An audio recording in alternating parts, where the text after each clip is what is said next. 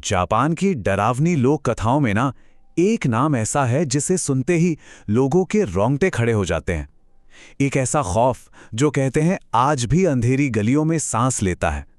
आज हम जानेंगे कहानी कुचिसाके ओना की, मतलब कटे मुंह वाली औरत की। जरा सोचकर देखिए, आधी रात का वक्त हो, गली एकदम सुनसान हो और कोई अचानक आकर आपसे एक सवाल पूछे तो एक ऐसा सवाल जिसका कोई सही जवाब है ही नहीं। ये कहानी शुरू होती है टोक्यो के शिबुया की गलियों से, एक ऐसी जगह जहां रात के अंधेरे में एक बहुत ही मामूली सा सवाल भी मौत का बुलावा बन सकता है। तो चलिए इस खौफनाक राज से पर्दा उठाते हैं। तो कहानी की शुरुआत होती है एक बहुत ही खौफनाक एनकाउंटर से, एक ऐसी घटना जिसने पूरे शहर की नींद उड़ा दी थी। आना नाम की एक लड़की थी, अपनी नाइट शिफ्ट के बाद थकी हारी घर लौट रही थी। तभी अचानक अंधेरे में से एक साया निकला और ठीक उसके सामने आकर खड़ा हो गया। उस साये ने एक लंबा कोट पहना हुआ था और उसका चेहरा एक सर्जिकल मास्क के पीछे छुपा था। उस रहस्यमयी औरत ने आना से एक बहुत ही धीमी और सर्द आवाज में सिर्फ एक सवाल पूछा, एक ऐसा सवाल जिसका उस वक्त उस जगह पर कोई मतलब ही नहीं था। उसने कहा, क्या मैं सुंदर हूं? अब सोचिए, आना के पास क्या ऑप्शन था। अगर वो कहती हां, तो वो औरत अपना मास्क हटाकर अपना भयानक कटा हुआ चेहरा दिखाती और पूछती, अब भी? और फिर कैंची से आना का चेहरा भी बिल्कुल वैसा ही बना देती। और अगर वो ना कहती तो उसे और भी भयानक मौत मिलती। मतलब आना एक ऐसे जानलेवा जाल में फंस चुकी थी जहां से बचने का कोई रास्ता था ही नहीं। अगली सुबह जब आना की बॉडी मिली तो उसका चेहरा इतनी बेरहमी से काटा गया था कि देखने वालों की रूह कांप गई। इस एक घटना ने पूरे टोक्यो में दहशत की एक लहर दौड़ा दी और देखते ही देखते ऐसी और भी मौतें होने लगी और पुलिस के हाथ बिल्कुल खाली थे। तो सवाल ये है कि आखिर ये हमलावर थीं कौन? अब हम पर्दा उठाएंगे इस बदले की आग में जल रही आत्मा के अतीत से और जानेंगे उसकी दर्दनाक कहानी। इसका नाम है कुचिसाके ओना, यानी कटे मुंह वाली औरत। जापान की लोक कथाओं के हिसाब से ये एक ऐसी औरत की आत्मा है जिसे उसके ही पति ने बेरहमी से मार दिया था और अब वो एक खूंखार भूत बनकर अपना बदला लेने के लिए लौट आई है। कहानी कहती है कि एक जमाने में वो अपने समय की सबसे खूबसूरत औरत हुआ करती थी, मतलब उसकी सुंदरता के चर्चे हर तरफ थे। लेकिन यही खूबसूरती उसकी दुश्मन बन गई। उसका पति जो एक सैनिक था, उसकी सुंदरता से जलने लगा था। जब वो जंग पर गया तो औरत को किसी और में सहारा मिला, लेकिन एक दिन पति अचानक लौट आया और उसने अपनी पत्नी को किसी और के साथ देख लिया।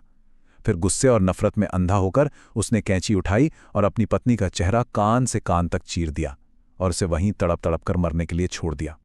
जब शहर में मौतों का यह सिलसिला बढ़ने लगा तो एक पुजारी ने इस आत्मा का सामना करने का फैसला किया ताकि इस खौफ को हमेशा के लिए खत्म किया जा सके।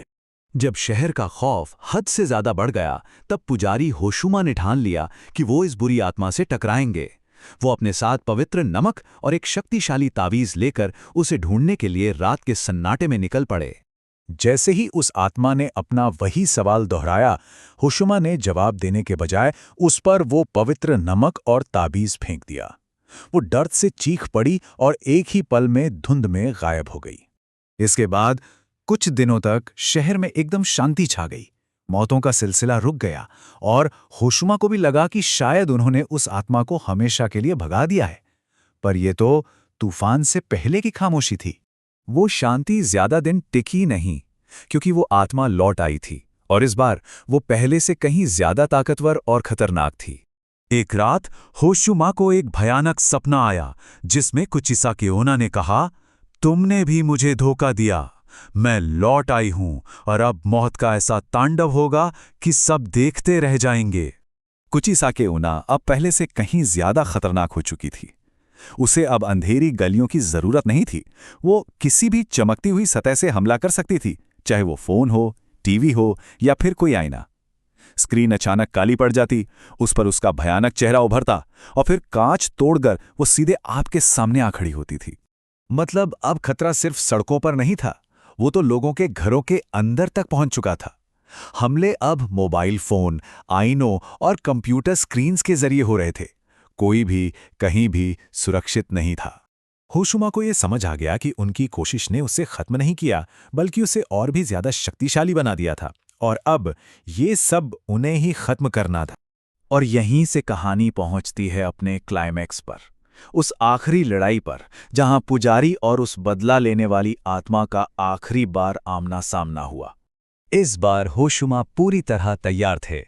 वो जानते थे कि ताकत से नहीं बल्कि समझदारी से काम लेना होगा। जब आत्मा ने वही सवाल पूछा तो होशुमा ने उसकी नफरत को नहीं बल्कि उसके दर्द को समझा। उन्होंने कहा, तुम्हारी सुंदरता तुम्हारी दुश्मन नहीं थी, तुम्हारी जान तुम्हारे पति के पागलपन ने ली। और इसके बाद होशुमा ने अपना आखिरी दाव खेला, एक पवित्र आईना। उन्होंने वो आईना उस आत्मा के ठीक सामने कर दिया जिससे उसे अपनी ही परछाई देखने पर मजबूर होना पड़ा। आईने में जब उसने पहली बार देखा कि उसकी नफरत ने उसे क्या से क्या बना दिया है, तो वो एक आखिरी दर्द भरी चीख के साथ धुएं में बदलकर हमेशा के लिए गायब हो गई। तो होशुमा ने शहर को बचा लिया, पर क्या वाकई? कहते हैं ऐसी कहानियां कभी पूरी तरह खत्म नहीं होती। क्या पता वो आज भी किसी अंधेरी गली में किसी का इंतजार कर रही हो, अपना वही सवाल पूछने के लिए।